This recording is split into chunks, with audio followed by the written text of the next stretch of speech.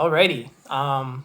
This is Oliver checking in from Caribou Base Camp, which is really just my home office here. And I want to show a really great example of community science in action. And I developed a methodology to essentially get hair samples from prey and predators across a big chunk of northwest BC and a little nugget of southern Yukon in order to run stable isotope analysis to estimate the diet of wolves and grizzly bears across this area to understand if there's a way to signal apparent competition, and that's going to then feed into another chapter I've designed, another data chapter where I'll be looking at caribou distribution to understand when and where and how apparent competition is having impact on the range, ultimately the distribution of caribou. So this is a envelope from some hair samples that a guide outfitter submitted.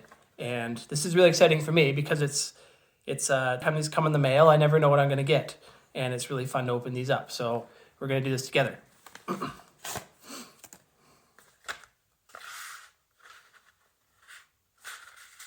Okay.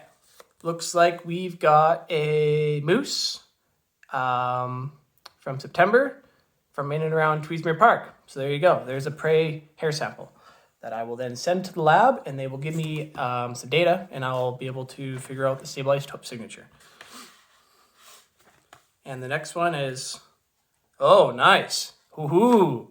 Grizzly bear hair sample from a rub tree. This is really cool. Okay, I wasn't sure if these were going to come in.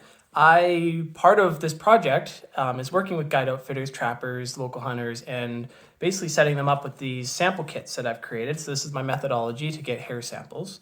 And part of this is I was wondering if folks, while they're out in the bush, if they came across a rub tree, whether or not they could actually grab a hair sample and use that as part of my data collection, because that's one of my gaps is getting grizzly bear hair. And here you go. This is really cool. So again, from Tweedsmuir Park, it says grizzly bear, and it's from a rub tree. So really exciting stuff. This is very neat.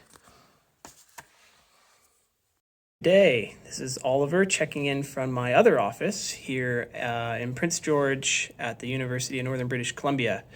And this is part of the reality of my project and my methodology and broader study design is that a lot of my field work is being done through community science and by partnering with Indigenous and non-Indigenous caribou recovery programs. In that, truthfully, I'm actually not doing a lot of the work myself, though I am spending quite a bit of time in communities. But this summer was challenging in particular. A lot of the community visits I had planned were rescheduled or other priorities were shifted. And I still managed to spend some time up north and got to do some caribou monitoring projects. But it all did come together in the end in that I think the reality of some of this community-based research is recognizing that your role as a researcher sometimes is to just let things happen and trust that these other groups that are leading this work are going to do just that, and that your role sometimes is to just be patient and work with the scenario that's put in front of you.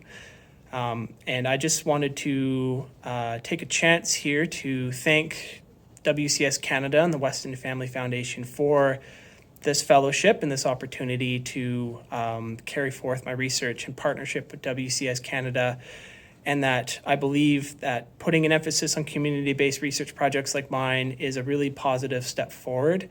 And I'm really proud to be one of the fellows who's doing community-driven research. And it wouldn't have been possible without this fellowship. So signing off here, this will be the last year I receive a fellowship, and that the next year is spent wrapping this project up. And I look forward to sharing a lot of the results from this work with communities.